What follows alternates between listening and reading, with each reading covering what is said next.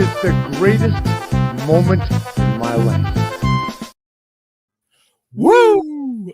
Oh, that was weird. That was actually weird. That was not planned at all. How in sync are we today? That is amazing. That's insane. Yeah, that was freaky. We didn't discuss that or anything. That was so strange. Absolutely not. That's actually blown me away. How did we come up with that at the same time? I don't know. I don't know. I'll tell you what. We should just knock it on the head now, mate. It's not getting better than that tonight. That's the end of the show, folks. Yeah. Right, I'm off now to Oh dear me. Can't beat a good woo though, Magsy, can you? Can't beat a good woo. It's the cure and issue of life's problems. Yes. Well, Flair's quite an issue to a lot of life's problems, I think, isn't he, his conduct. But anyway. Good afternoon, good evening, good morning, wherever and whenever you may be listening or watching from. This is Chain Wrestling Live with Mags and Si, a Radio Tekkers production. I am the full and bloated and overeaten Si, as the wife made a roast dinner before we went on air, and I tried it all day. Monday roast. Oh, lovely. That's naughty. And I feel so full and bloated now, but it's a happy full, you know?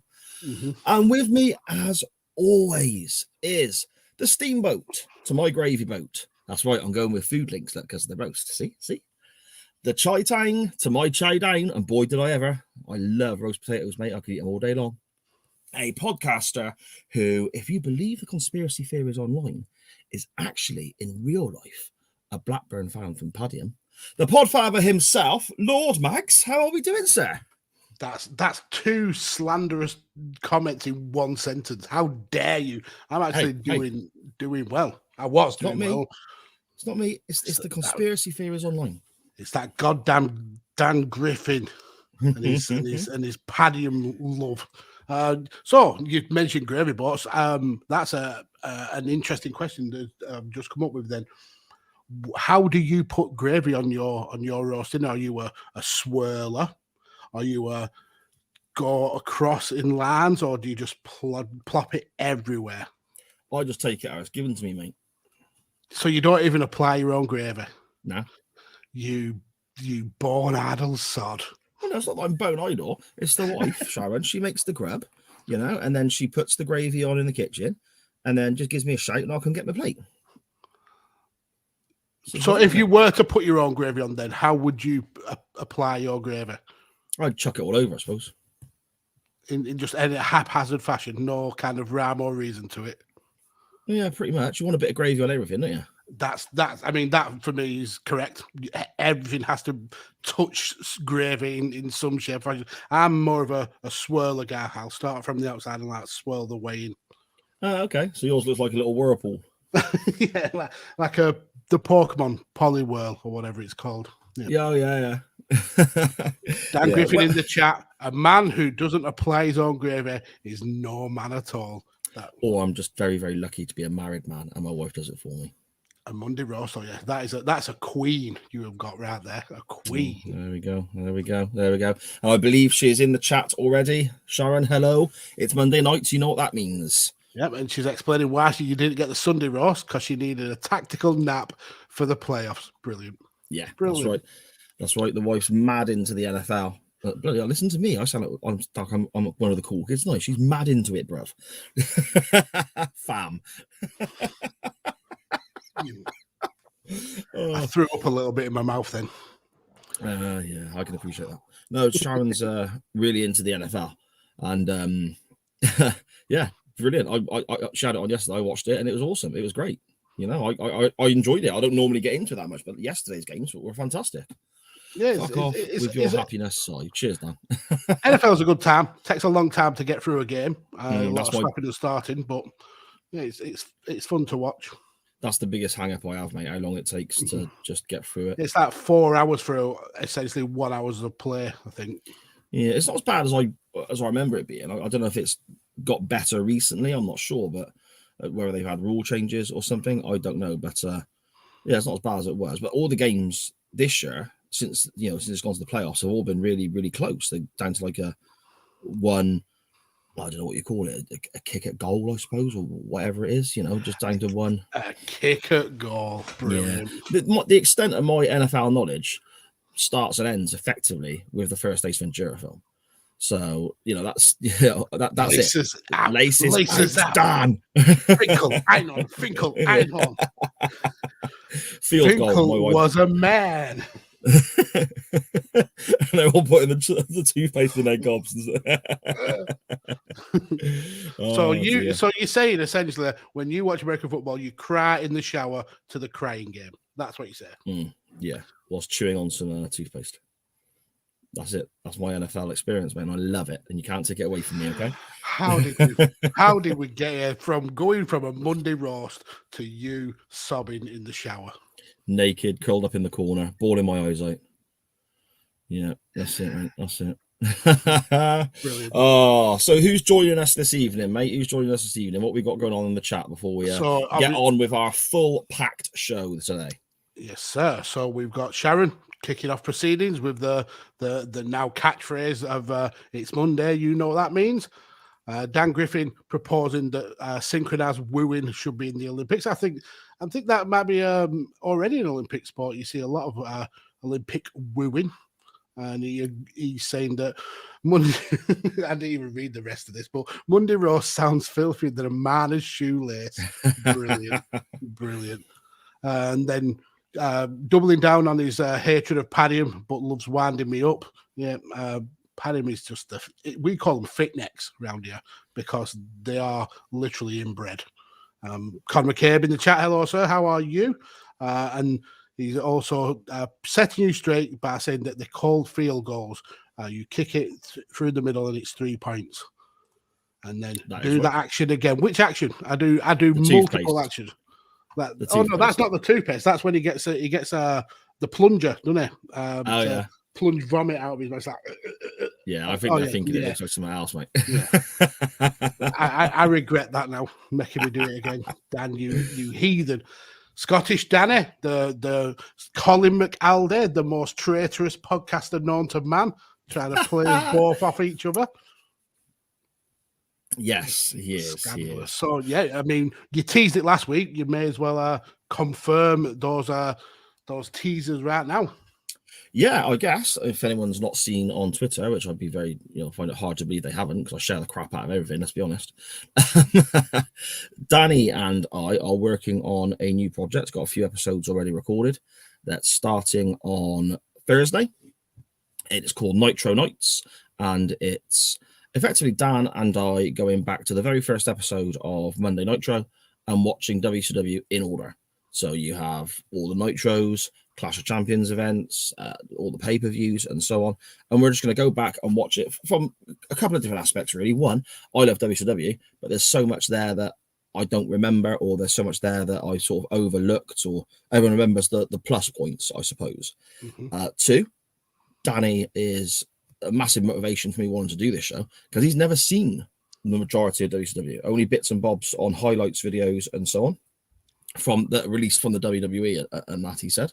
So that's going to be really interesting as well, having somebody look at this product that dominated big chunks of the Monday Night War for the first time in 2022. So that's going to be really interesting. And lastly, it's just great talking wrestling with people, isn't it? So those are the main reasons. especially with Danny. I know that he's an absolute superstar to work with. On a very similar project that may or may not have influenced Nitro Nights, a change in attitude.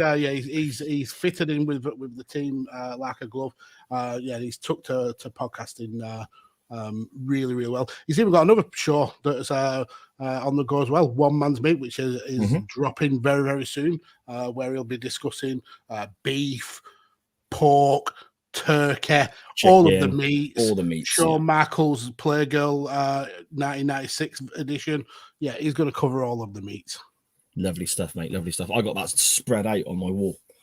I thought it'd be on the roof. On the roof. No, it's too distracting, mate. It's too distracting. It makes me finish too quickly if I see that, if you know what I mean. Jesus. We've gone from simultaneously wooing at the same time with no prior communication. Take back that woo. To now just completely lowering the tone of the show. Within 10 minutes. You don't get this anywhere else, mate. No other podcast or live show does this. Absolutely not. This is scandalous. Apologies, listeners. So then, Magsy. Unless you got anything else you want to bring up, bud, should we get to our first segment of the day? Yes, let's do it. Are we doing the Hall of Lame?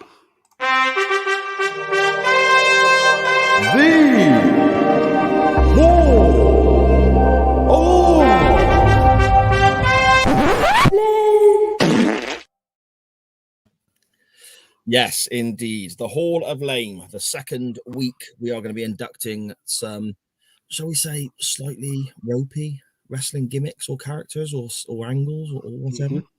Last week, everyone seemed to enjoy what we did. Everyone seemed to like the idea, the concept. So, yeah, we're going to stick with it. So we're both going to put forward another one this week. Magsy has teased me with what his might be, and I hope for the sake of everyone watching, it's not, because I don't want to melt down in front of the camera. But Magsy, we'll start with you, I think, mate. All right, so let's take a trip back to the middle of 1996. Okay. Raw. I'm only joking. I'm keeping that one well in my pocket. So actually, I want to go back to December of 1998. Okay. Starcade. Your wheelhouse, WCW. And if you remember, in the main event of that show, Kevin Nash beat Goldberg with a bit of help from his buddy Scott Hall with the old Stone Gun. Bzz. Yes, not good. That led to one of the most ridiculous. I don't even want to say angles, because it's not an angle. It's just politicking of the highest order. So a couple of weeks after that, Hogan had made his return. He had challenged Nash for the title, and after a little bit of circling around the ring, we see Nash trying to intimidate Hogan by pushing him into the corner. And in retaliation, Hogan dropped the bomb. He pokes Nash square in the chest, and it's been compared to being hit in the chest with a cannonball, apparently. But this knocks Nash clean down. Hogan pins, and we get a new WCW heavyweight champion. So I'm putting forward that goes in the Hall of Lame, the finger poke of doom. Oh, and I'm with you on that, mate. I'm 100% with you on that. There's just no need for it. It was just the most self-indulgent nonsense. It just showed that WCW, whereas 1998 financially was one of their strongest years, they made more money in 98 than they did in 97, 96, and so on, which is when creatively 96, 97 was probably when they're at their peak. 98, they made more money. It just showed that by this stage, the wheels were coming off, things were going wrong. And this is the perfect example. I mean, some people even pinpoint that moment as when WCW effectively died. After that, it was done and dusted. Nothing was the same after. I think that's a bit dramatic. There's a lot of more mistakes to come. But yeah, Magsy, that's a great shout. That was yeah. Yeah, it's just taking all the momentum and all the steam of arguably the biggest character WCW created themselves with Goldberg, taking all that just to feed Hogan and Nash's egos. It was just a ridiculous booking. And like you said, it showed that the wheels were finally off, and the lunatics were certainly running the asylum. Yes, very much so. Very much so. I totally agree. Oh man, just so bad. And they thought it would get better by bringing Russo in. What the? I love WCW, but my God. I'll tell you what though, Magsy. What I'm going to put forward this week, and it is so strange. It's almost like the simultaneous woo again. Not only am I staying in WCW, as you were there, I'm actually going to speak about pretty much the same bloke. Kevin Nash? Yeah. Is it actually Kevin Nash? I was it is. I thought you were about the Orange Man himself, Hulk Hogan. No, mate, no. In 1991, WCW started running video packages or just talking about anyway this new wrestler coming, a creation of the mind of Dusty Rhodes. Now, Dusty Rhodes, creative genius at times. So many things he's done. You hear stories about what he did in NXT, but you go back to Jim Crockett Promotions. He was a booker there for a long time. WCW, the end of whatever, and he did great things whilst booking, great stories and all the Horseman stuff, all that fantastic. occasionally Dusty would get it wrong. And on this moment, he got it wrong. Inspired by the cartoony, larger than life gimmicks that we have on the other channel, the WWF at the time, Dusty thought, well, he needs to do something himself to that level. This is early 91. So you got Hogan, you got Earthquake, Jake Roberts, and so on the other channel. So what does he think? Oh, what can I do? And he sees this 7-foot monster of a man, Kevin Nash, and thinks we're going to use him and we're going to create the character Oz. Now, for those listening who have never seen or heard of Oz, first of all, I can't blame you for that, because it didn't last long. It's only around for a couple of months tops. Went out to Japan for a little bit as well, but it kind of died a death very early on. But I implore you, please go and check out Super Raw 1 on the WWE Network, or even just type it into YouTube or wherever it is, because you're going to find footage of it. Oz's debut at Super Raw 1.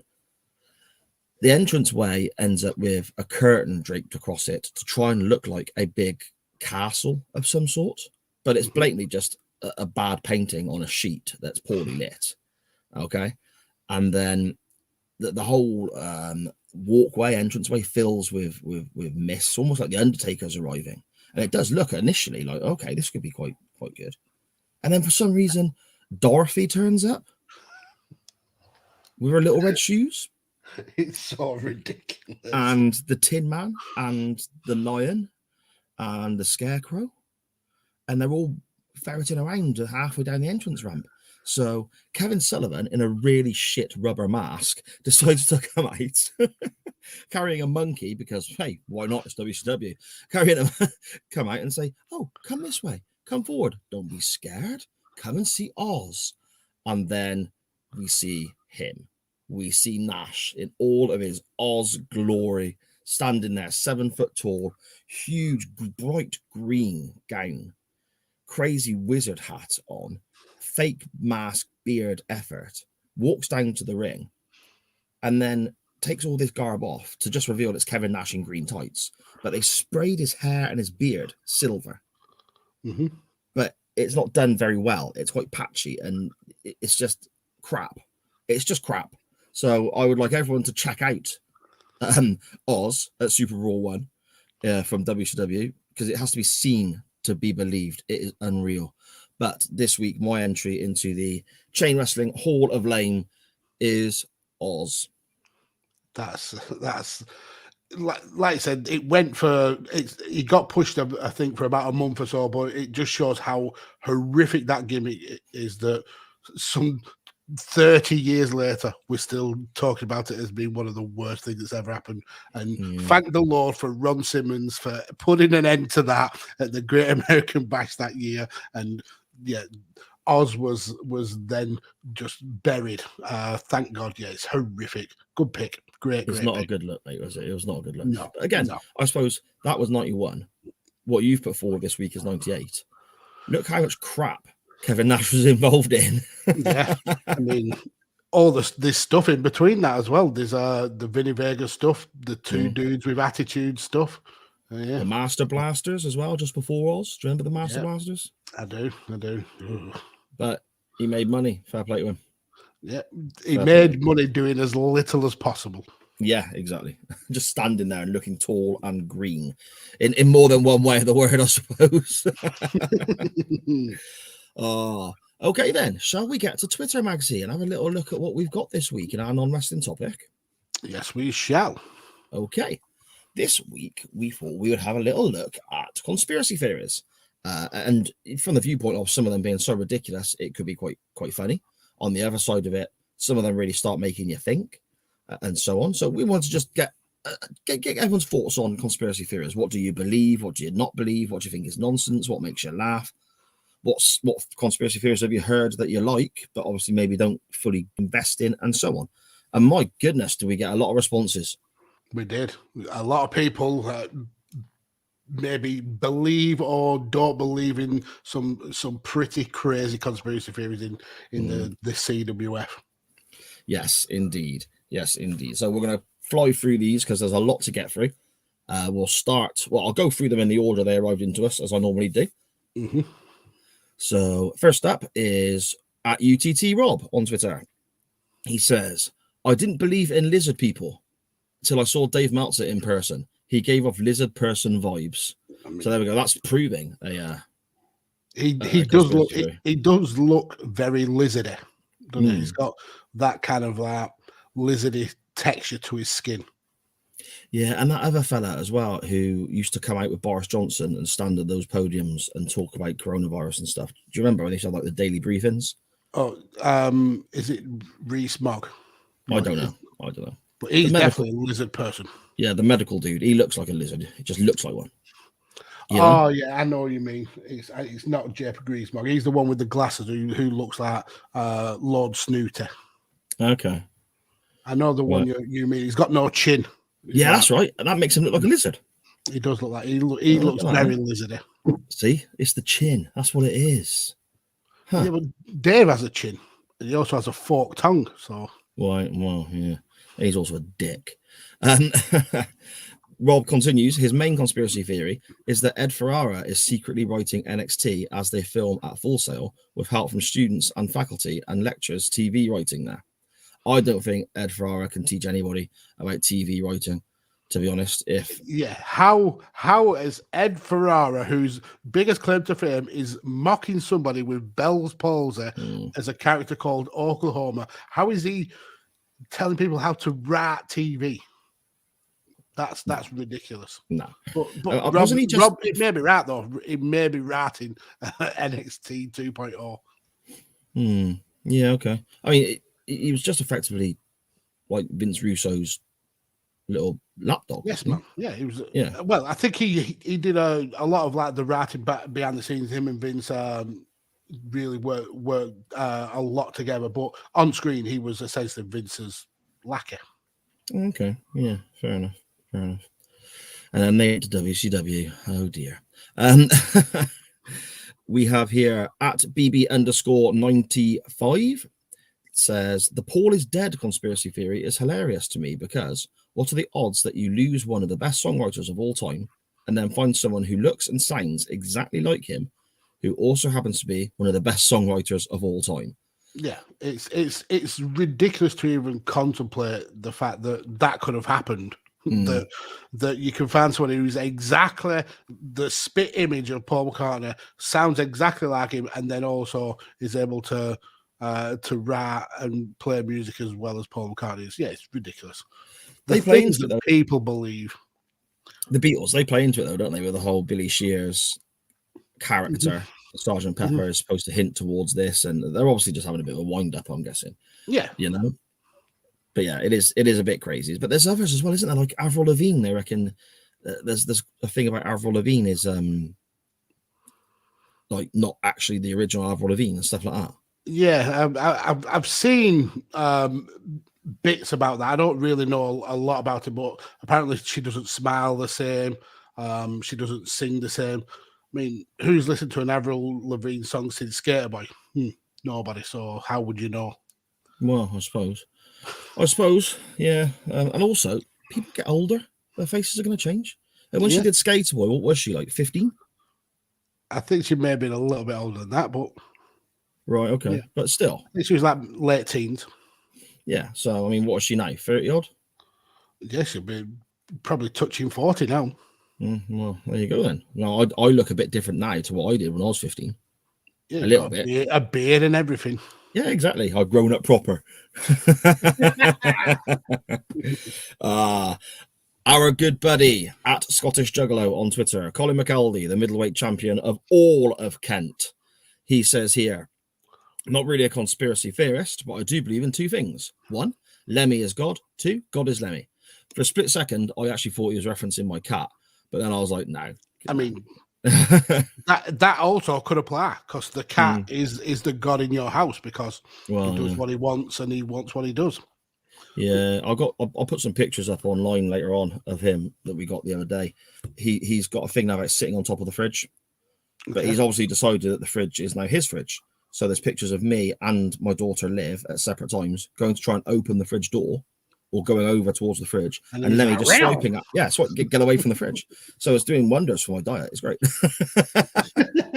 maybe that's a secret mission that Sharon's giving. You guard Yeah, the maybe. fridge. Don't let him get in. That big, lardy, hairy bastard. Don't let him open that fridge anymore.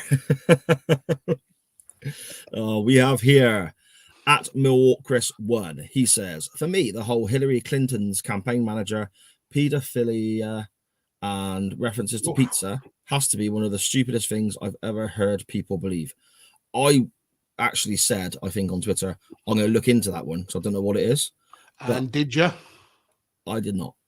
No, you didn't. That's so. a shock. I think because we're touching on a bit of a darker subject there, we'll just skip over that one, Magsy. I mean, we when we were talking about this in the chat beforehand, we did say if we get some little bit maybe touchy ones, we'll quickly slide past them. Yeah, just skip over those. But we've been quite lucky because I don't think we have any that is that bad, other than Millwall Chris there, mentioning. Bringing the tone down, sir. Can you bring really the tone down? Yeah. Can you bring the tone down lower? Our good friend of the show, Dan Griffin, at Dan Griffin 21 on Twitter.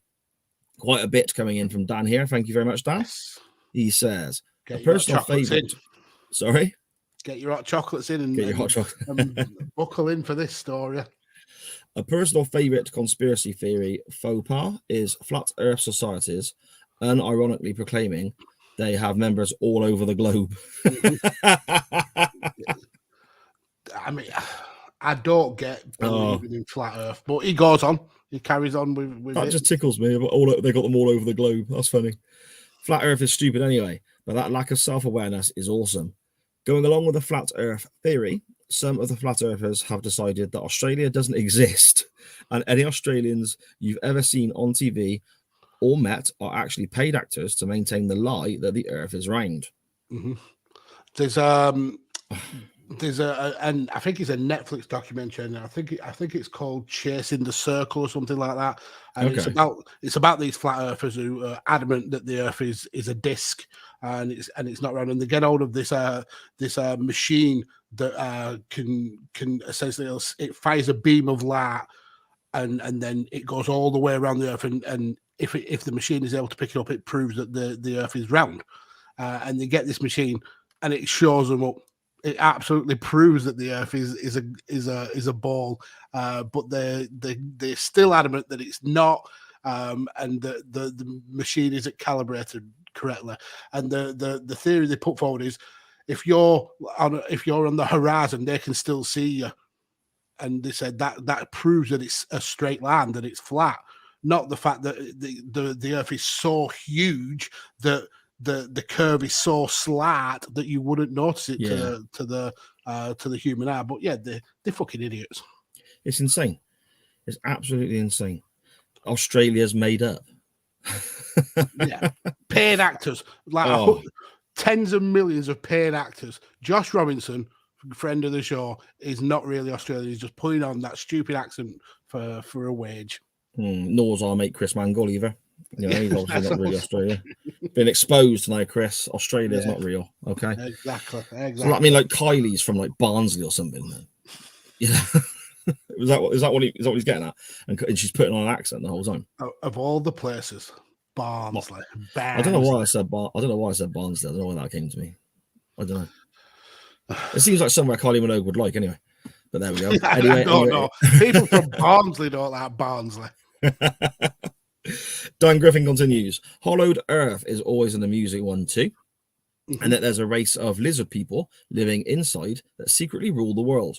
Only good thing about this one is it gave us the Solarians, in modern Doctor Who, and played a part in the Godzilla versus Kong Monsterverse movies. Now, Hollow Earth, lizards living on the inside, again, it's just nonsense, isn't it? It's just so, why how can people think this? Yeah, I mean, it's almost like we haven't got science that proves that it's not true. Yeah, we haven't got science.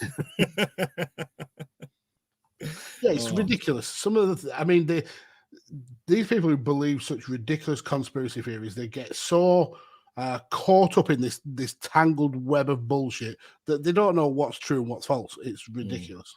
Yeah, no, that's true. That's true.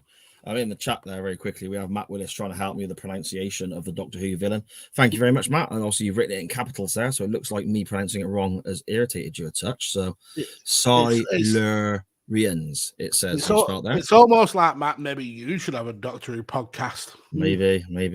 I mean, if me pronouncing Silurians wrong has irritated you, I apologize.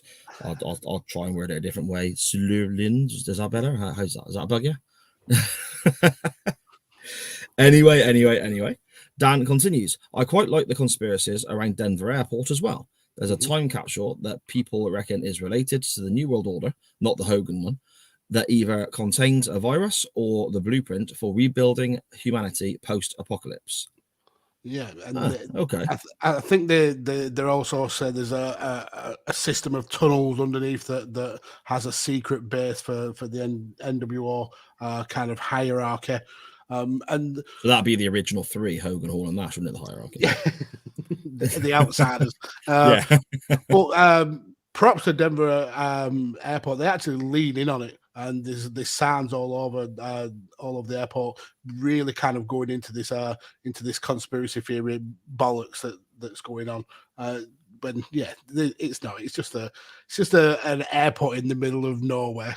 Again, it's just mad. I suppose all it takes is for somebody to say something and there to be like a coincidence or whatever. And it's like Chinese whispers, isn't it? It gets passed to one person and another, and it all escalates. And nowadays, you don't even need to pass it to another. You just put it on Facebook, and then it just spreads like absolute wildfire. Facebook facts. Yes, exactly. Facebook facts. Oh man, I hate Facebook so much. Facebook's good for keeping in touch with certain people and family and so on or whatever. But on the whole, it just does my nut. But at the same time, Twitter pisses me off now. I used to love Twitter, but I get me out of it now because I seem to be getting more and more idiots just turning up on my timeline. And it is obviously unfollow, block, whatever. Of course it is, mute, whatever. But I still read it initially to block them in the first place. And it just gets on my nerves now. Is that a you thing, though? Is it just you being a grumpy old curmudgeon? No, I don't know. I don't think so, because I always liked... I said to you before tonight, I've never really come across, barring the issues with the usual idiots like Storms and that all those fucking mongs. Who's now been blocked and apparently he's moved over to Instagram. Brilliant, excellent stuff. Get rid of him. All those idiots like that. I've never really encountered any issues on wrestling Twitter. It's just reading other people having issues, and it's just like, oh. Whereas I've encountered multiple issues, and you attract trouble, though, Max. I don't know why. I haven't recently. I've actually been really, really good, and I've not been controversial or been cancelled for a while yet. But it's coming. Fair. I'll do or say something very soon that gets me cancelled. Hopefully that does not occur, because I don't want to have to search for a co-host for this show, and I'm not going to do it on my own. Scottish Danny's there waiting in the wings. Scottish Danny can step in, yeah. I think I saw him outside my house the other day, like eyeing up. Yeah, but that's a different story, Magsy. You want to change them locks. At Griffin K1 on Twitter, he says he quite likes the Prince Charles is Dracula theory, as it is rooted in somewhat truthfulness. He's a descendant of Vlad the Impaler. I wasn't aware of this, that he was supposed to be Dracula. Or I've heard that he the bullshit theory that he's one of the undead. I didn't know he was a descendant of Vlad the Impaler. Well, that's pretty interesting. But he's also a bit of a dickhead, isn't he? Yeah. See, it's informative. Look, it's informative. This show, you're learning. Well, I'm learning anyway. I don't know about anyone else. And I love the fact that you put the Count from Sesame Street as Dracula. I literally just typed into the gift bar vampires, and that came up. And I was like, well, I'm no way going to ignore that, because that's the best vampire. Connor knows stuff at Connor knows stuff on Twitter.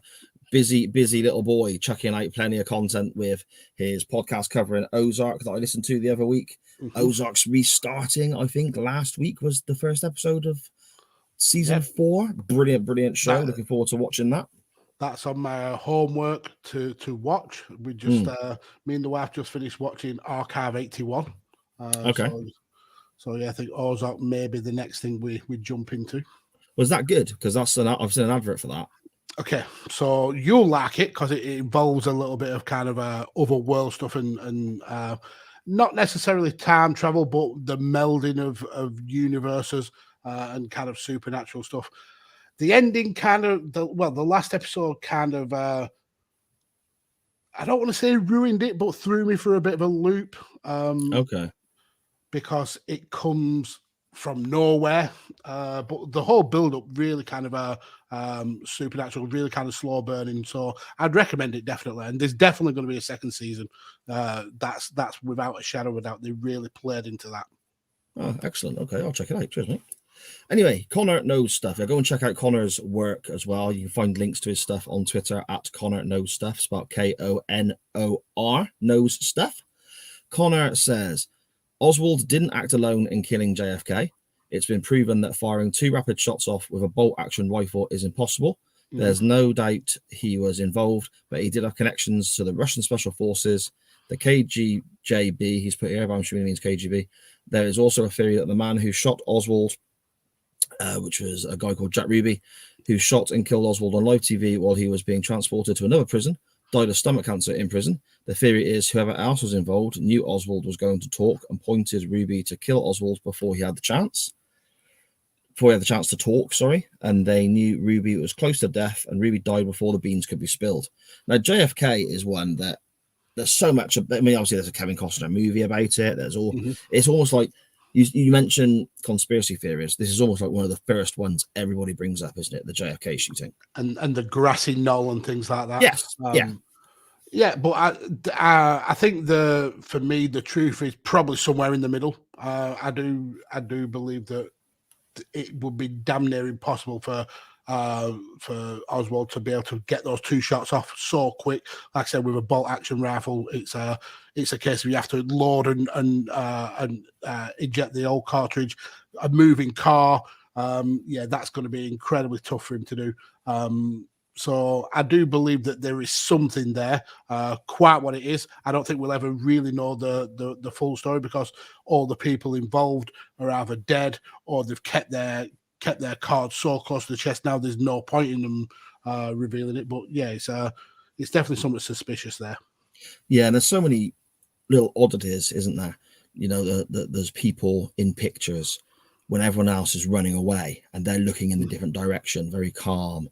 And there's lots of little things that you look at, and it's stuff you can quite easily access anywhere online or whatever, where you can see these images, these pictures, and the amount of recreations of the shooting itself and so on that prove, it's such a difficult thing. It's not impossible, but it is such a difficult thing to have done.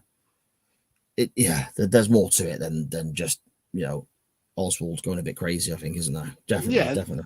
And then there's the whole kind of political backstory of the Kennedys and who he was and wasn't in bed with at the time and what enemies he had. So yeah, it's there's definitely more to it than just one lone gunman performing a near impossible pair of shots. Yeah, I believe that there's more to it than that.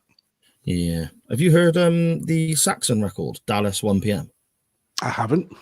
Okay, Saxon are 80s rock band from there you go, they're from Barnsley, actually, Saxon. So they'd have grown up with Kylie Minogue. But they released a song called Dallas 1 p.m. and it's about the shooting of JFK. It's really good. It's a great record. Not particularly relevant to any conspiracy theory or anything like that. It's just a good song. But awesome. What have we got there? Conor McCabe. The US government released several hundred once classified documents in 2017, but they didn't tell us the whole story, and we will never know what really happened. Yeah, I remember that happening. I got quite excited because there was it's to do with a certain time frame that government documents have to be released to the public. But I think it's 65 years or 45, whatever it may well be. Yeah, they have to be made public domain, I guess. And these files were released that referenced the JFK shooting. However, big sections of them were missing and big sections of them were blacked out. So redacted, I think they call it. Yeah, you're not going to find anything out, are you? Nothing at all. But there we go. That's why it's a conspiracy theory, isn't it? Because people are still guessing. Exactly. Our fake Australian, because, you've been exposed now. Australia is not real. At Mango_Chris, he says here, can't think of any weird beliefs. However, my unusual wrestling viewpoint is I've never been totally on board with the validity of the Montreal screw job, which is interesting because we covered that a few weeks back, Max, didn't we? About, there are people who think it was a work. I can't see how anyone can actually genuinely believe. Yeah, okay, you can have a little bit of the little bit of a mindset of, okay, well, that's a bit ropey. Everyone seems to benefit from it short term. Mm-hmm. So was it a work? But no way. I mean, I again kind of like the JFK thing. I think I'm somewhere in the middle. That people were in the know who claimed to not be in the know. There was all the kind of contract negotiations going on with Bret. So nobody was in that. Was the innocent party for me. Everybody had something to gain from it. So we'll probably again never really get the full story of it, but we can make educated guesses that it wasn't exactly how it was told to us via either WWF or via Bret. I think the truth is somewhere in the middle. Yeah. Bret screwed Bret anyway, so it was his own fault. It was his own fault. Vince was right. Mm-hmm. Good Cop, Bad Cop Wrestling Podcast at Good Bad Russell on Twitter. Quite a funny little comment here about the flat Earth theory. Yeah, he saw something this week along the lines of the Earth is 70% water and it's not carbonated, therefore it is flat. Well, that was great. That tickled me. And MGB Graham at MGB Graham on Twitter. I know this isn't really about superstitions, but I do salute solitary magpies when I'm in England and I see them. That is clearly plain daft, but I still do it. Right, now here. Yeah, that's the thing I did, but I don't know why I do it. Why do we do that? Morning, Mr. Magpie. Yeah, exactly. Why do we do that? I don't, because one magpie is bad luck. So if you salute him, he's not going to shit on you when he flies past, I suppose. But a bird shitting on you is supposed to be good luck. Not a magpie, though. Is it not? Because he'll steal your wallet at the same time, you see. Oh, okay. Is it only one, is it? Yeah, it's like 1 for sorrow, 2 for joy, is it? Yeah, for magpies. Right. 3 for a girl, 4 for a boy, and all that sort of. Okay. But what I mean is it only when you see one you're supposed to salute? I mean, if I see more than one, I salute them all separately. But one at a time. You see a big flock of them, you're there for 20 minutes. They're cramping your arm for all the. Well, the reason I ask is I've always done that. I've always saluted the magpie and all that sort of stuff. Yeah, never really known why. And I don't get the thing of it only being one. I've always just saluted them all. Even Millwall Chris says he doesn't salute them, but he does say hello to them. And we don't do it to any other animal. It's weird, isn't it? Like you see a robin go past, you don't like salute a robin. Yeah. What is it about? What do magpies have over the human population that they deserve a salute? You know what? From now on, because Graham said it's daft, and because there's no rhyme or reason, I'm going to give him a one-fingered salute next time I see a magpie. I don't think this can end well, surely. Probably not, but I'll test my theory. Yeah. Okay. Report back next week, Maxie. See if you've had. I tell you what. If you've had an unlucky week, so from this moment onwards till next week's Chain Wrestling, make mental notes or whatever of moments that you think, okay, that was good, that was bad, luck-wise. Mm-hmm. If you're having a good week, a bad week, whatever, and see if it coincides. You might have like a really bad week next week because you stopped saluting the magpies, and then we know, in a very highly professional, scientific way, we've and then I will wholeheartedly apologize to Mr. Magpie. And if I don't have a bad week, the magpies can fuck off. That's okay. That's the intro for the audio version. Now it's just a little clip there. The magpies can fuck off because no one, when they press play, is going to know what we're on about. Good friend of the show, Handy T1TF at Handy T1TF on Twitter. He says he's not a conspiracist. I've got my own physics theory though. See, we're getting educated again, Magsy. Okay. Yeah. I believe that when the universe stops expanding, that it will start a chain reaction as it contracts into supermassive black holes, reaching a final point of singularity, sparking the next Big Bang. Parallel universes are just reflections from previous Big Bangs in an endless loop. Okay. I don't really understand any of that. And I'm not going to lie, there are certain words I struggle to read. So as long as there's no Sheldon involved, I'd be happy with the Big Bangs. I will point you to a Brian Cox documentary series that he's done on the BBC iPlayer, where he goes into the universe and talks about how it began and the Big Bang and things like that. So it's really, really interesting. And he talks about the time before the Big Bang and the time that's going to come after. Essentially, the universe has expanded to the point of it can't expand anymore, and the eternal darkness that is going to come from that. So yeah, it's really, really interesting. Okay. I'll check it out. I mean, it's nice and handy to put that forward as well. I mean, I don't quite understand all of it, but I'll look into it maybe. And blatantly, that's not going to happen. Our good friend Steve-O, at Total Steve-O on Twitter, he says here, 9/11, as much as I just say, yep, what happened. Those towers collapsing like they did is not normal.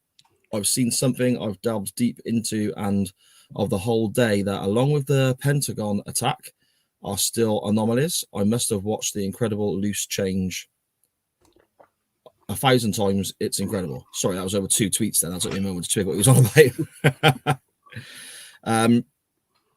Yeah, 9/11, Magsy. I don't know. It's obviously a terrorist attack. I don't want to sort of touch on anything too dark here, but there's also a lot of things you look at and think, well, that don't make sense.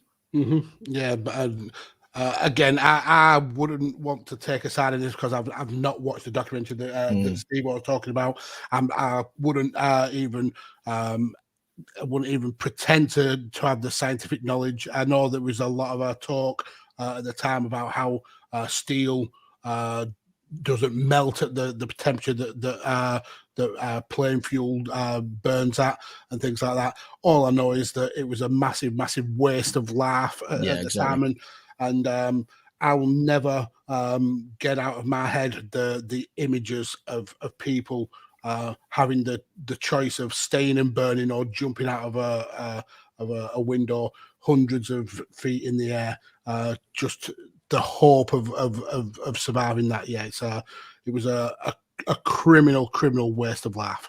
Yeah, I think we'll just leave that there. I think Steve-O continues here. There was an amazing Darren Brown episode delving into one of the JFK conspiracies revolved around hypnotism.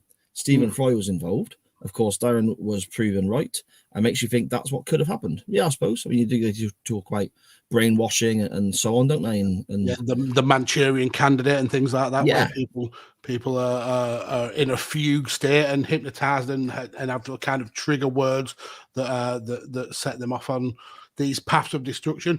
It's things that governments have certainly attempted to do. I mean, there's the famous MK Ultra experiments that the US government did, where they tried to essentially create super soldiers and stuff like that. So yeah, I do think the government have attempted to do things like that. Whether they still do it now, who's to say? But yeah, it's never trust governments. No, I agree. Steve-O continues here as well, saying he doesn't know specifics, but heard certain things that have happened in various wars, i.e. the Gulf, the Falklands, etc. The information has confirmed mad conspirators were actually right all along, which is really scary when you think about it. Yeah, I do. I get that, because it is that thing of people who believe some of these conspiracy theories, they're often just painted as being nuts, aren't they? And we've had a bit of a laugh about the flat earthers and the lizard people and all that sort of stuff earlier in the show. But it's almost like they get sort of brushed under the carpet. Just, listen to that crazy old bastard or whatever. Do you know what I mean? Yeah. It's almost like it's the same kind of principle of, if it was true, it's the best defense they could possibly have. Yeah, absolutely. And what people don't realize is just how lucrative wars are for if you are super rich and you've got your sticky little fingers in many pies. It's absolutely lucrative to have a war, because if you're playing both sides, you're selling weapons to one side and selling weapons to another side, you're making double the amount of money. So that was a film, wasn't it? Was it Nicolas Cage in that film? Yeah, Lord of War. Yep, that's it. Yeah, Sharon and that. I think Jared Leto was in that, so that's like her. He was the brother, wasn't he? Yeah. Okay. Yeah, that's a good film. I've seen that in a long time. Mm-hmm. Steve-O continues, the moon landing interests me, especially how desperate America were to win the race. There's also something I heard years ago about records of high-profile deaths or catastrophic events that, under suspicious circumstances, that after 100 years is when you can look at the records and re-examine and possibly price what happened. A few years back, there was an unveiling that, yes, the Titanic did hit an iceberg, but the reason it penetrated was because there was a fire below and weakened the steel. It was a Channel 4 documentary. Yeah, that's true. Yeah, that is true. We'll get to the Titanic in a bit, but I think there's also was the issues with the engine was so huge that you couldn't put it into reverse without it needing like miles and miles of space, and the fact that they didn't see the iceberg till way too late. Yeah, it was again another thing that we'll probably never know the real reasons why the Titanic sunk, but it's a massive waste of human life. It is. I mean, that's pretty much it for Twitter this week, Magsy, to be honest. So, I mean, we mentioned the Titanic there. That's something I want to sort of touch upon briefly in a moment. But have you got any that sort of stick in your mind, conspiracy theories wise, or anything that makes you giggle or piques your interest? Yeah, there's one that we've kind of touched on, but we haven't really delved too much into, and that's the theory of a new world order or an Illuminati or a group of people who are above us.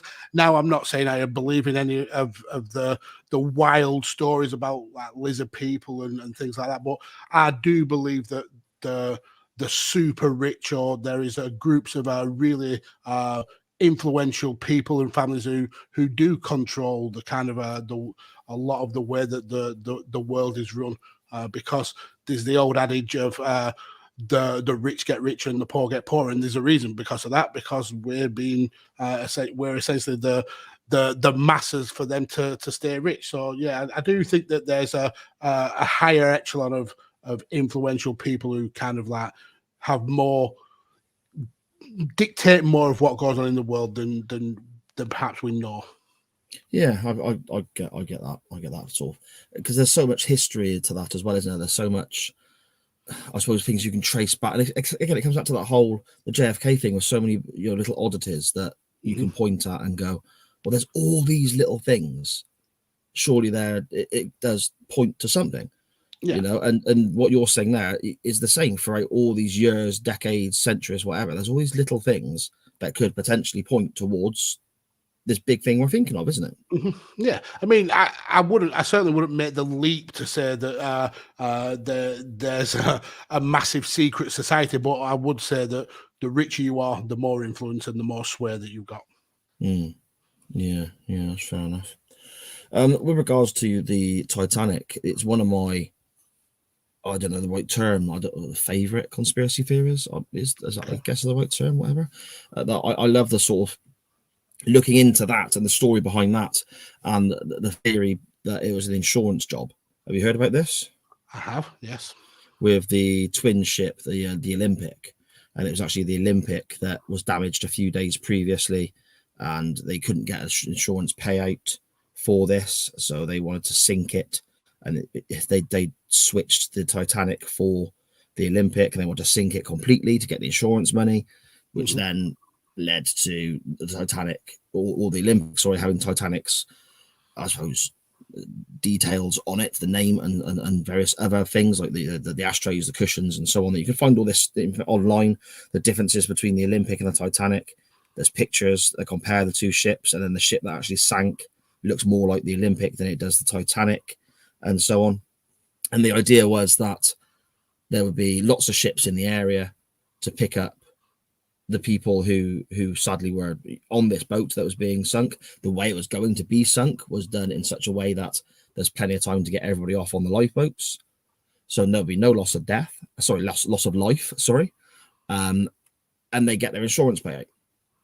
Things went, obviously, in theory, went drastically wrong. These certain ships weren't around at this time because Titanic ploughed on so famously so quickly. They were trying to get across the water in record time, so they arrived before these other ships were there to pick up the people involved in the crash, in the sinking.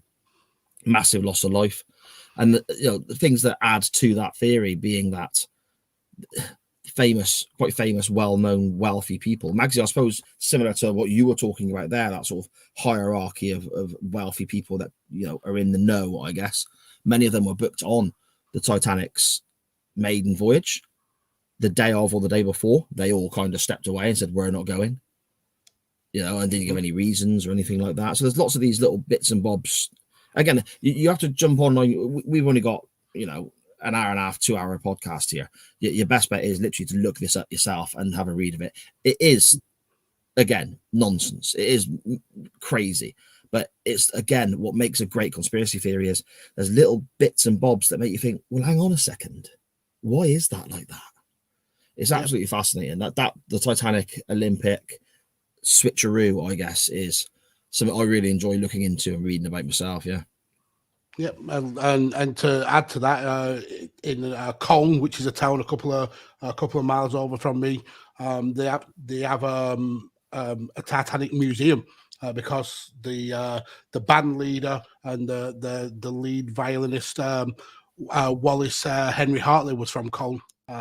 He's the guy who famously or infamously kept the band playing whilst the boat was going under. Yeah. So yeah, there's a little museum with a lot of kind of like memorabilia and things from the Titanic. And one Halloween, we actually went to a showing of the film Titanic at that museum, which was pretty cool, pretty eerie as well, because we watched a film which is obviously made for entertainment, but we also watched a documentary that kind of like went into the details of the building of Titanic and how its size was ultimately what brought it down, because it was so hard to control, and when they did run into danger, there was not a lot that they could do about it. Yeah, definitely.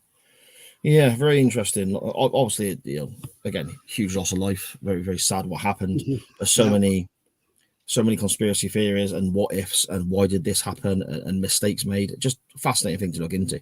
Magsy, before we get talking about a bit of wrestling, should we have a little catch up of what's going on in the chat? Yeah, and there's quite a lot. So let's get back to Matt. He obviously slated you for your pronunciation, and then he said he wasn't invited to be involved. He puts a lol at the end, but I have a feeling that lol, he doesn't mean that lol. He's actually really upset, and he also admits that he would have taken over the podcast. With regards to that, Dan and I, it's the podcast is coming out on the 2nd of February. When you start hearing the episodes, because we recorded the majority of the first season, when you start hearing the episodes, you'll hear that the plan is, when we do season 2, to bring guests on, and the guests hopefully will be picking their own Doctor Who story for us to look at and review, and that's the sort of plan we have for certain episodes going forward. So there will be an opportunity, Matt. Don't you worry, my friend. And after slating you on your own podcast, I don't think you should invite Matt. I think you should make it a thing to not have Matt on the show. Okay. That could be our tagline. Yeah. Scottish Danny saying that one of his old jobs, they had a flat earther there, and she spent 10 minutes trying to tell everyone that Australia wasn't real, and was promptly laughed out of the room. For some reason, Danny's saying Mags is short for shit magnet. It's actually short for magnet, but I'm sure I've told that story before, so I won't bore you with that.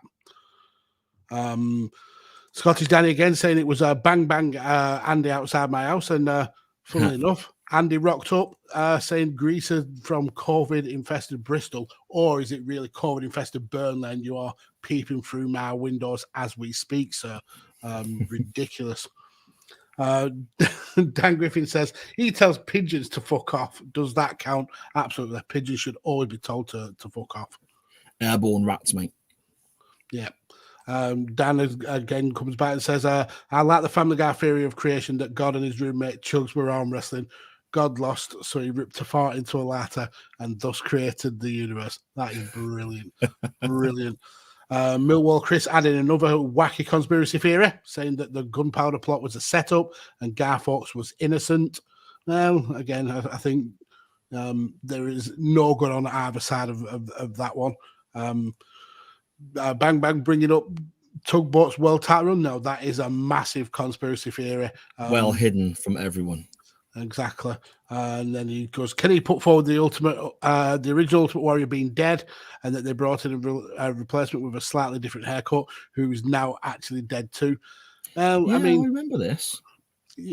There is the theory that it is a replacement because of how small his muscle structure were, but there is also the issue of the steroid trials and Vince wanted people to maybe not be on the laughing gas as much as they were. So I think it may be a case of that.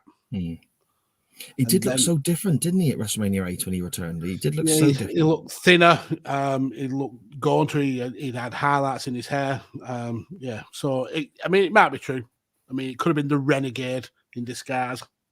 Well, yeah. The Renegade weren't around then, was he? Later on, the Renegade Exactly weren't around because he was moonlighting as the Ultimate Warrior. So that's why WCW hired the Renegade to play the Renegade, because he had experience of actually playing the Warrior as the Warrior. Exactly. Always think mind blown, mate.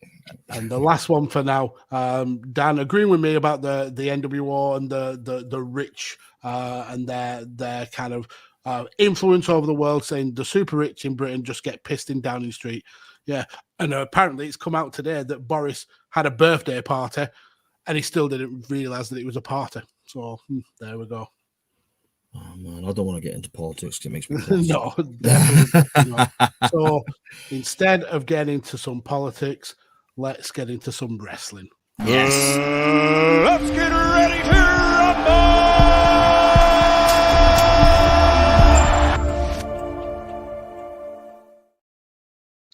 That was brilliant, by the way.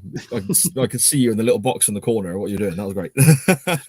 It's actually quite apropos that we're saying let's get ready to rumble because we're talking about a rumble. Oh yeah, we are. Yeah, try time rumble. You fucking idiot! When you said rumble, we are. Yes, that's right. Oh yes, it is a rumble. When you said rumble, because I'm all Royal Rumbled out at the moment, mate. You got the Royal Rumble coming up this weekend, don't you? Which Matt Willis is doing a live watch along on the Radio Tekkers channel. So you may see a few familiar faces pop up on that. Yeah, and I've not watched any WWE television, so I mean I'm going to watch the Rumble because I do it every year, the Rumble and Mania, and But normally I've started watching a bit of Raw and SmackDown at this stage to get caught up or in the mood or whatever properly for the Rumble. But I've still not watched any, mate. No, I mean I haven't. I'm the kind of WWE fan who will just watch the pay-per-views. And to be fair, I haven't really watched a lot of the pay-per-views recently. It doesn't seem to grab me. But the two things that I will watch are Royal Rumble and WrestleMania. So yeah, I'll be definitely watching the Royal Rumble. Yeah, I mean, but that's the thing. I'm sort of all rumbled out. We spoke about a couple of Rumbles back to back in recent weeks. We've got the Rumble coming up this weekend. So when you said we're talking about a Rumble, I was like, are we? And it completely threw me. I was like, what are we on about? But you are right, Magsy. You are right. To the Chi-Town Rumble, which was the name given to the NWA pay-per-view broadcast in 1989 that we're looking at the main event from this week. And I am over the moon this one because I wanted to talk about this. I think I've put this forward in a poll before and it got beat. So I'm really glad that we got this. What do you mean, as it should? Shut up. Yeah, it's great. We're looking at Ricky Steamboat versus Ric Flair for the NWA World Championship. And it's the first match of their lauded, famous, fantastic trilogy of matches that happened in 89. 1989 to me is probably if I had to pick 1 year in wrestling, one company, it would be the NWA in 1989. That's peak for me. I think so many great matches, so many great moments, so many great storylines. Just absolutely brilliant. Mags, what did you think of this then, mate? It was shit. Crap. Was it really? Yeah. Yeah. No, this. I've said time and time again on this show that WCW and NWA wasn't my wheelhouse. Wasn't watching at the time. I've gone back and watched some of it in my older years, but this is classic wrestling. This is everything that I enjoy about wrestling. It's cool nowadays that you see such technical skill, but you can't tell a story like this match tells a story. Yeah, exactly. This is just so good. I mean, the basic gist of what takes us here is Ric Flair is your world champion. He's living the high life as Flair does, talking about his expensive suits, all the women he's seeing, and the Learjets and all this stuff. And he's involved in a tag match on an episode on a TV taping for Jim Crockett Promotions. And the mystery opponent, one half of the team he's facing, is somebody from his past, they say, which is true because they had some great matches feuding over the United States Championship in previous years. I think Mid-Atlantic carried quite a few of those on their television. So, it is somebody from Flair's past. It's Ricky Steamboat returning from a run in the WWE where he put on some belter matches there as well, didn't he, with Macho Man and so on at WrestleMania 3. Yeah. Yep. And they kind of making it that the only reason that they were saying that he was coming out of retirement or was contemplating retirement, and the only reason he'd stick around is if he got a shot at this world title. And the kind of storyline is that Flair, like I said, is this flashy jet flying, limousine riding, kiss stealing, wheelie dealing son of a gun, and Ricky Steamboat is a family guy. And they do a really cool video package of how essentially they build to this match when Flair is essentially telling Ricky to go home and help the missus with the dishes. Yeah. I'm going out, and he's taking all these girls out the ring, and Ricky just lays into him, rips a $1,500 silk suit, apparently, according to Jim Ross, essentially off Ric Flair's back. Really, really kind of heated, and you get excited for it just from that promo. And I think, is it Hiro Matsuda that is the manager of Ric Flair at the time? He gets involved. It's a really kind of a good package to get you ready and primed for this match. Yeah, and you said there heated, Magsy. That's something you really get with obviously that segment there, but also the match as well. It's really, I mean, obviously these guys are fantastic. Ric Flair to me is the greatest of all time. Him and Shawn Michaels are tied in my mind as being the greatest to ever do it. Steamboat's right out there as well. As you'll probably remember from an episode of Badlands we recorded, he was on my Mount Rushmore. Initially, Ricky Steamboat. Two of the best to ever do this. And they look like they're so good at what they do. It really looks like a genuine fight. It looks like they are kicking the shit out of each other for real. Yep. And that to me is what pro wrestling should be.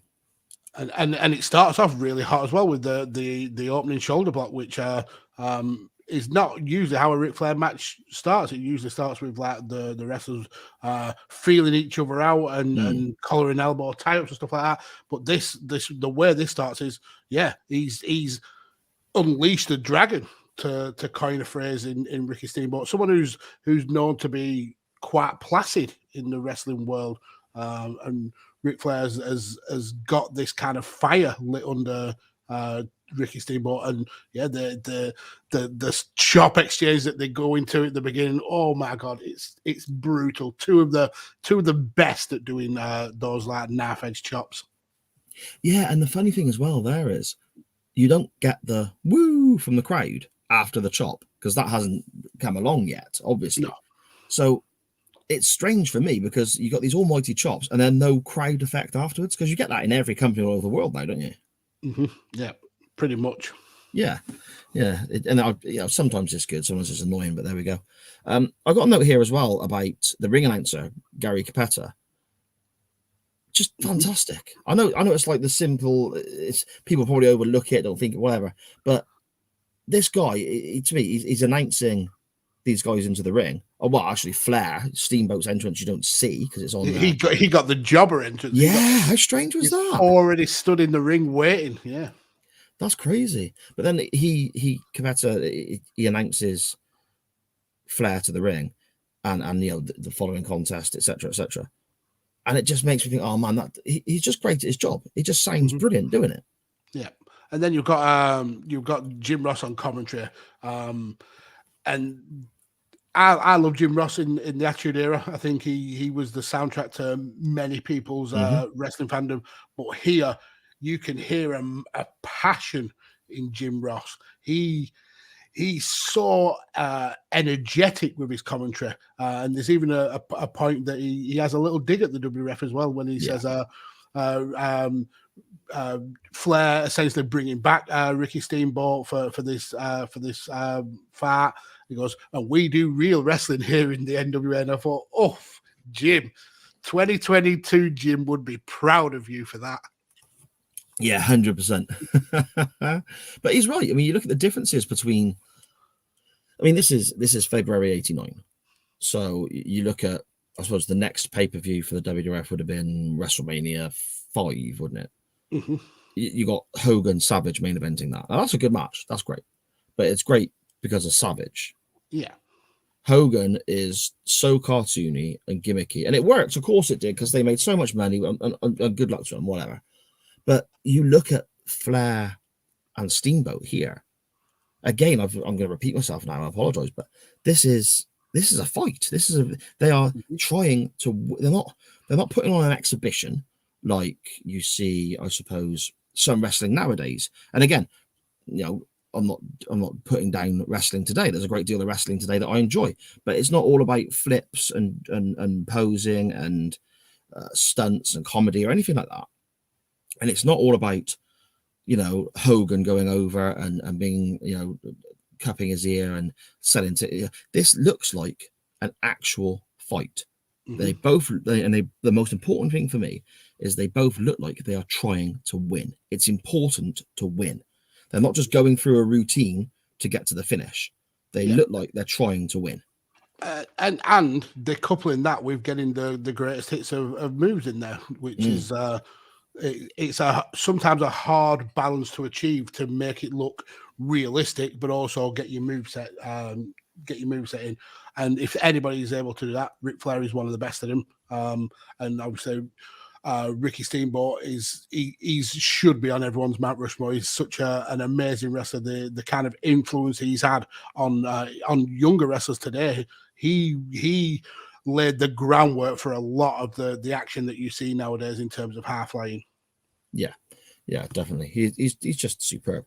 I mean, we got some early moments that I forgot happened in this match. That when I see it back, I think, oh, that was brilliant. But again, it's relatively simple in comparison to what we see in wrestling nowadays. But it's done so well, it looks fantastic. For example, they're running the ropes, and you get the usual leapfrog drop down spot and so on. Flair drops down to let Steamboat run over the top of him. But then rather than carry on running, Steamboat drops down and just applies a headlock because Flair's already led down. So simple, but the crowd pop and it looks amazing. And then that leads to another exchange where nowadays it's something you see in pretty much 90% of every matches, but you see Steamboat, I think he does the head scissor takedown, that follows up with a drop kick, and then back to the headlock, which it looks so basic compared to the wrestling that we see now. But at the time, the smoothness, the way how the two wrestlers work together, this is phenomenal wrestling. This is the bedrock of quality wrestling. Yeah, without a doubt.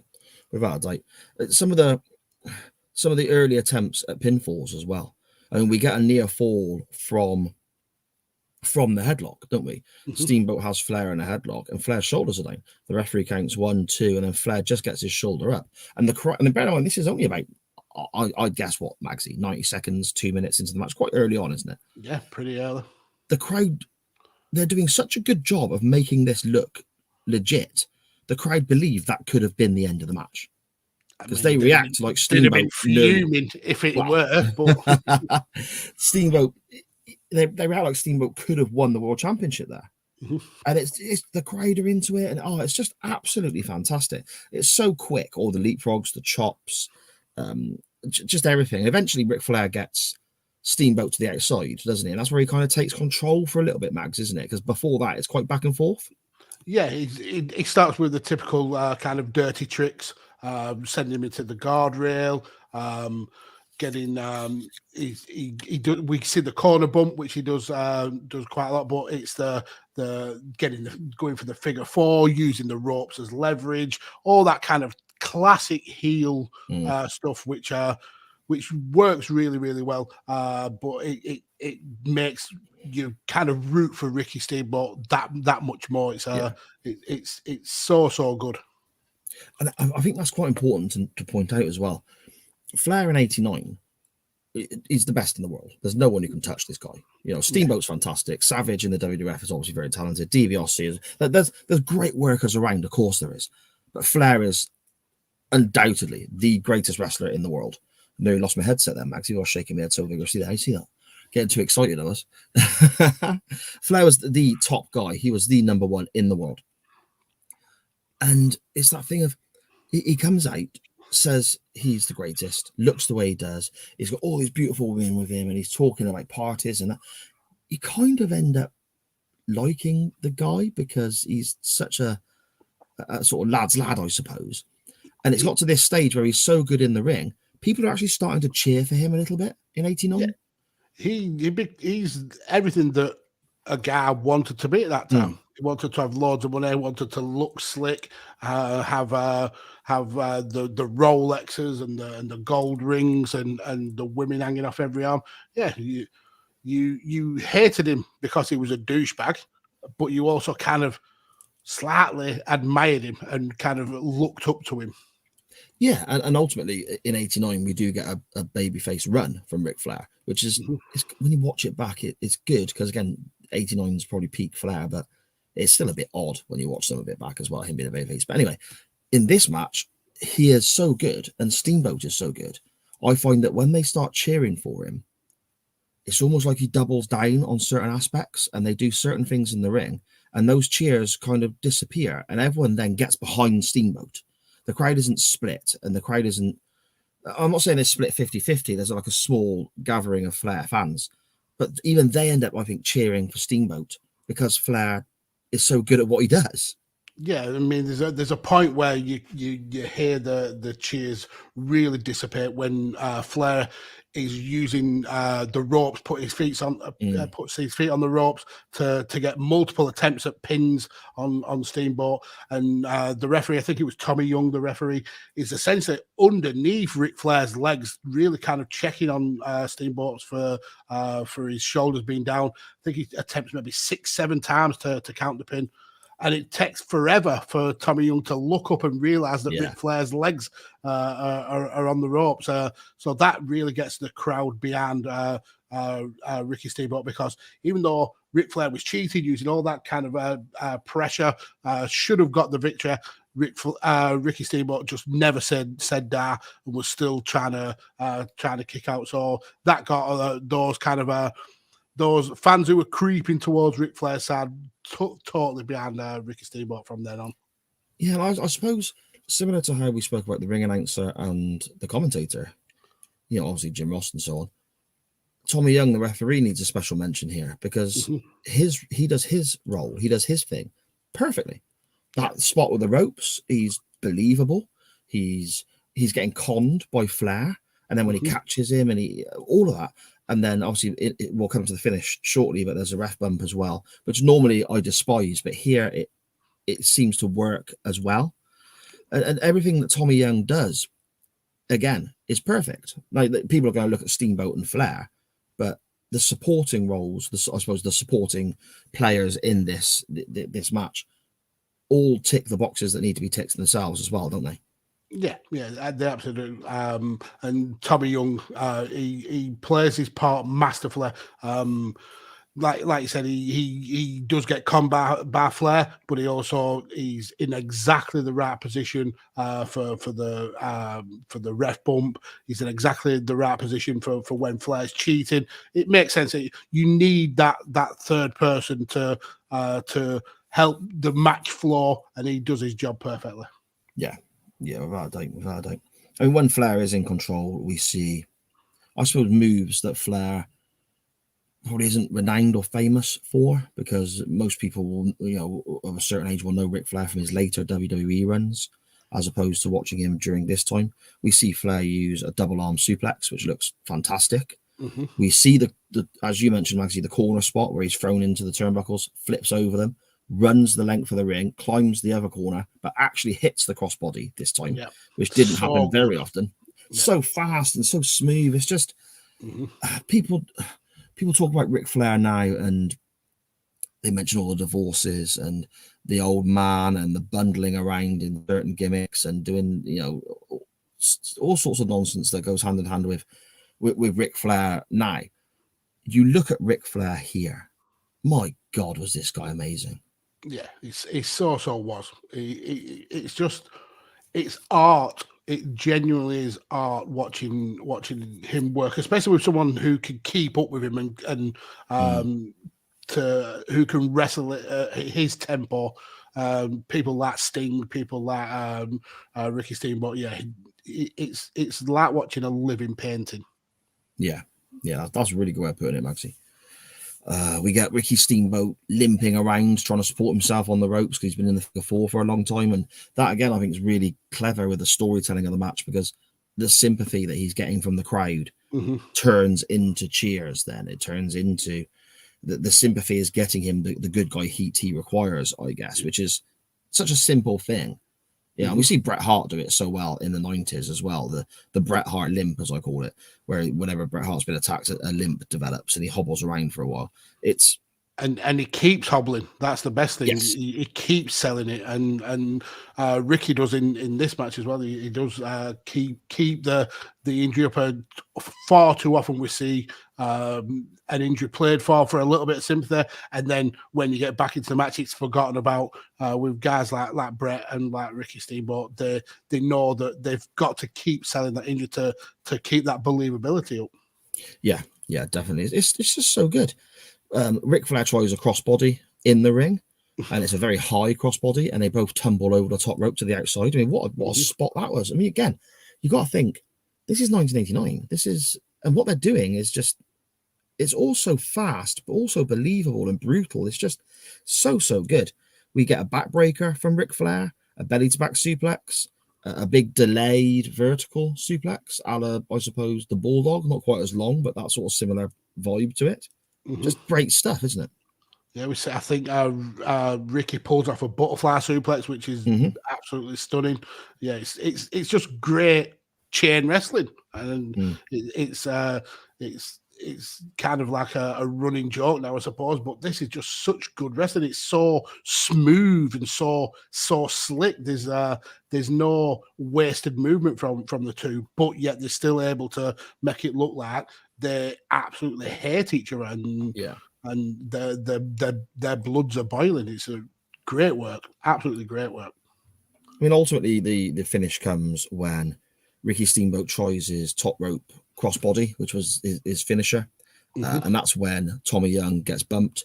But it's a believable ref bump. It's not Steamboat going out of his way to bang into the ref, and it doesn't look natural. It's believable that the referee would be in the position he's in. Yeah, because essentially he's not side by side with Ric Flair. He's almost kind of a little bit behind Ric Flair, but his view is certainly obscured.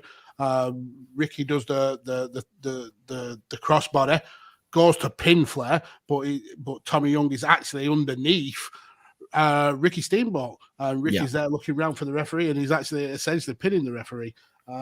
Then we see Teddy Long, and Jesus Christ, if there's one thing about this match that made me laugh, it was Teddy Long's hairdo. Oh yeah, that's the one thing that doesn't work in this match. No, I mean, it's weird that 1989 Teddy Long looks older than you're going one-on-one with the Undertaker Teddy Long, because he's almost a black Hulk Hogan with the hairstyle that he's got. the skullet, isn't it? I think they call it, isn't it? The It's the skull skullet, mullet, yeah. It's not a good look. But Steamboat tries to go off the top rope again for another crossbody, misses. Flair goes for the figure four. Steamboat rolls him up with an inside cradle. Teddy Long appears out of nowhere. I don't know where the hell he came from. He just emerges, doesn't he? He's actually just lurking around on the end of the ring, Right. kind of like hanging on the ring almost. Obviously waiting for the roll up, but it doesn't look fixed. I'm not saying that it looks fixed, but he's obviously kind of still concerned about Tommy Young, but knows that there's a job to be done. Sees the roll up, slides in the ring, 1, 2, 3, and Ric Flair has done the job cleanly, and Ricky Steamboat is the man. He is the actual man. It's so good, isn't it? It's absolutely brilliant. We get a little promo afterwards with Steamboat where he can't see. Before we even get to that promo, which is hilarious, we see a little bit of confusion with Tommy Young. Teddy Long hands the belt to Ricky, holds his arm aloft, and Hero and Ricky kind of chastising Tommy Young, saying, "Look what went on." Tommy Young is looking around. Then he just runs over to Ricky and holds his arm up. So both refs lift up Ricky's arm, and we have a new world champion. Yeah, it's great, man. It's great. Steamboat goes backstage and is being interviewed, where lots of the baby faces there are celebrating with him. Luger, of course, has to be in a towel to display off his body, naturally. Well done, Lex. Everyone's spraying champagne all over Steamboat, and it gets in his eyes, and he can't see. It gets in his eyes. Man. Have you ever had champagne in your eyes, Mags? I've had champagne in my eyes, a couple of times. It does sting, and props it hurts to him. So bad. I mean, he struggles with the promo. It's very rambling, getting to the point. I think he's trying to thank the fans and thank the guys who've supported him over the last few years, and he gets there eventually. But you can tell his eyes are stinging. His hair is absolutely sopping wet through, and even when he's trying to get his words out, you hear the likes of Sting and Michael PSAs and Luger in the background really kind of trying to put him off, pouring champagne all over him. Yeah, it's a funny little promo. Yeah, it is, and that kicks off, I suppose, the trilogy that we get in '89. We get another match in a few months' time at the Clash of Champions. We get another match at Wrestle War, I believe, is the final one, and they're just. The whole thing is fantastic. All three of these matches are absolutely incredible.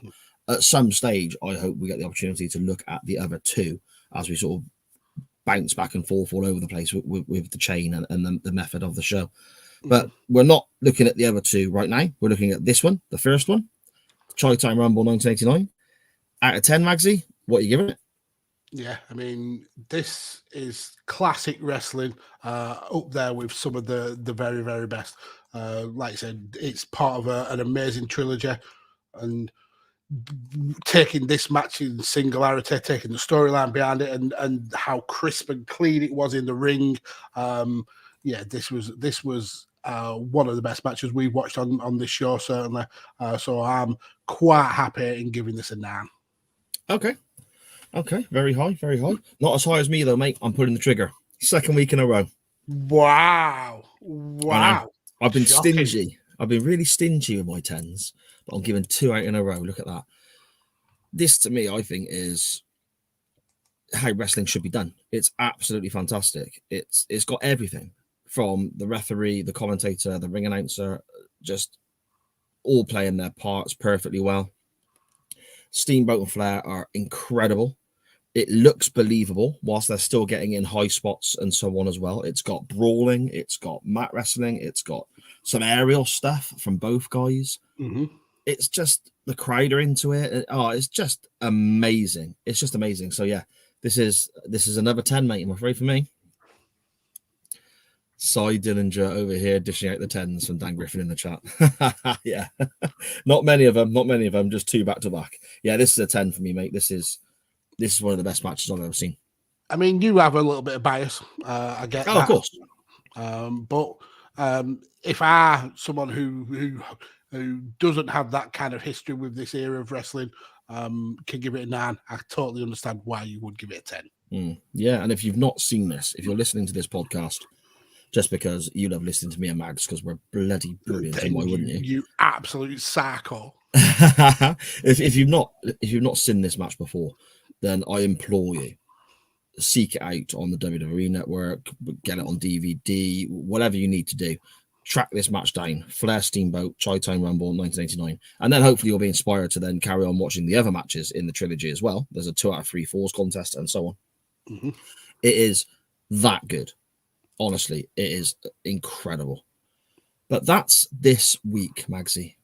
Mm-hmm. Where do you want to go next week? Okay, so main story of this match, the man, Ric Flair, really kind of making Ricky Steamboat look $1 million. Not that he needed much help, but my link is through Ric Flair, and it's getting a little bit tenuous, but that's how the cookie crumbles. So yep. I want to fast forward to 2002. Now, if you remember, in late 2002, Eric Bischoff was the Raw general manager, and he awarded Triple H the World Heavyweight Championship, the big gold belt, your favorite belt. Yeah. And if you remember on that episode of Raw, the first challenger for that title was Ric Flair. Obviously, very much linked with Triple H in the kind of evolution era of wrestling, and kind of was his almost his go-to guy, his valet. But after a couple of months of Triple H escaping with that title with the skin of his teeth, it led to him having quite a few challengers who were vying for that belt. So it's been credited to Eric Bischoff, but I believe Triple H also had a hand in it. It led to a very unique match stipulation being invented for Triple H to defend that title in. So I want to go to Survivor Series of 2002 after Sa destroys his setup there, where we see the first ever Elimination Chamber match, where Triple H has to defend his World Heavyweight title against the likes of Shawn Michaels, Chris Jericho, Kane, Booker T, and Rob Van Dam. So with it leading into WrestleMania Chamber, which is happening in Saudi Arabia in a few weeks, I want to go from the Chi-Town Rumble to Survivor Series 2002 and the World Heavyweight Championship Elimination Chamber match. Oh man, that is such a match. That's so good. It is so. What a pay-per-view! The whole pay-per-view is fantastic. Mm-hmm. Yeah, absolutely brilliant pay-per-view. Scott Steiner debuts as well. I love that debut. Obviously, it all went to shit very, very quickly, but the debut was good. I mean, to be fair to Steiner, he did have drop foot when he came into the company, yes. So he wasn't 100% well. But yeah, that's my pick, and I'm already buttering up the electric with Dan and Mrs. P saying they do love Elimination Chambers, and obviously loving a bit of "My name is Kane." I'll be honest with you, I don't really want to put anything up against it because I want to watch that, and I know my match probably isn't going to win anyway. So you've said that for about the last 4 weeks, and you're on a roll. So I am. Roll I don't think this is, in comparison, I don't think this is going to win. But what I would like to do, what I'd like to do is actually watch the Elimination Chamber. So vote for Max. But I'm going to put my match forward anyway. What I would like to do is taking Ric Flair as the link. Here, Flair loses the championship to his babyface challenger and makes, and does all the good heel stuff that made Flair brilliant to make his babyface challenger look like a legit babyface legend. I wanted to see Flair do exactly the same thing, but on the other channel. And that's when Ric Flair loses the WWF Championship at WrestleMania 8 to the Macho Man. Mm-hmm. I'd like to take a look at that one. I don't think we've seen enough Randy Savage on this show, Magsy. And that whole storyline, I remember watching it at the time and thinking, that was real. Thinking that Liz was having an affair with Ric Flair and all the doctored images and stuff like that. It looked genuinely real. So that, and it's also a great match. So win-win. It is a good match, and it's also, I think, something that gets overlooked quite a bit. That match, I think WrestleMania 8 gets overlooked quite a bit anyway. In general, everyone remembers 9 because it was outdoors and it was shite. And everyone remembers black hair. Yeah, everyone talks about 10. Yeah, everyone talks about 10 for the obvious reasons: the ladder match, the Bret and Owen match, and so on. 7 is obviously famous because Hogan saves the world, and it's got all this, this hype behind it. I think 8 kind of does get overlooked because the world title is in the mid card. Hogan's wrestling Sid in the main event, and there's not a clean finish to it and stuff like this. Hogan has to kick out because he's a massive orange douchebag. Yeah, exactly. Hogan is a turd. So those are your options for next week. We have Magsy's fantastic choice of the 2002 Elimination Chamber. Triple H defending against multiple brilliant talents, the likes of RVD, Shawn Michaels, Booker T, Kane, Chris Jericho's in there. And it's the first ever Elimination Chamber. So you see it as brutal as it can be. The chains, the metal floor. There's no crash mats in this one, I'll tell you that. The amount of injuries that came out of that one chamber match is unreal. I think pretty much everybody leaves the match with some sort of injury. Yeah, there you go. Or we could go to WrestleMania 8 and see Ric Flair wrestle one of the greatest of all time, Macho Man Randy Savage. We've not seen enough Randy Savage on this show. That'd be quite a good watch as well, I think. The poll will be up, as always, sort of midweek-ish after the podcast audio version is available on the Wednesday. And I suppose that brings us to the end of the show, Mags. Do you want to list off where everyone can find you and your awesome content, my friend? Plan, and again, an amazing week. Thank you all for joining us in the chat. You make this show a million times better. If it weren't for you guys, I'd have to talk to this clown with nobody else. So but in all seriousness, you are absolutely amazing. The whole lot of you, and we massively appreciate and love you all for it. But you can follow me down here on the Twitters. I don't mess around with that stupid Facebook or Instagram stuff.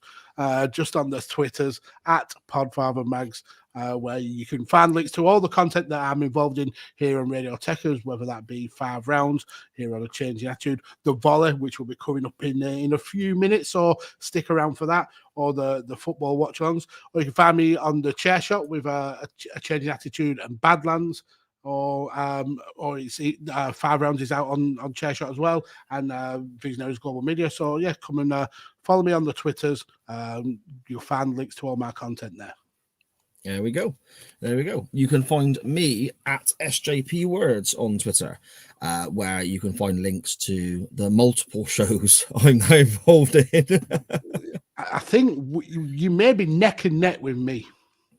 It depends on, I suppose, if we deem SJP as an ongoing podcast. Let's roll for them then. So it's effectively retired SJP. It pops up once in a blue moon. So it's still around though. Okay. So it counts. So okay. Chain wrestling. Yeah. A Changing Attitude. Right. 5 rounds. The volley. Okay. The Radio Tekkers watch along. So that's 5. Badlands. That's 6.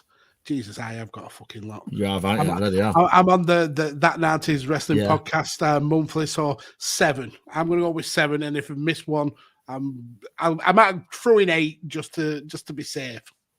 See, that's a lot. That's a hell of a lot. If we count SJP, which comes out, I suppose, as and when, it's got no real schedule anymore. Mine's 5, isn't it? Chain Wrestling, the Doctor Who pod, slacker, Waiting Room podcast. But in my defense, I don't produce all of those. Some of those I'm just the on-screen talent. You produce them, well, all of yours, I think, don't you? Waiting Room is all Benny. Okay. Benny does all the Waiting Room stuff. A Quantum Leap podcast. It's great. Check that out. Find that on Facebook, Twitter, etc. at Waiting Room Pod _. Benny does all that. He's absolutely fantastic at all that stuff.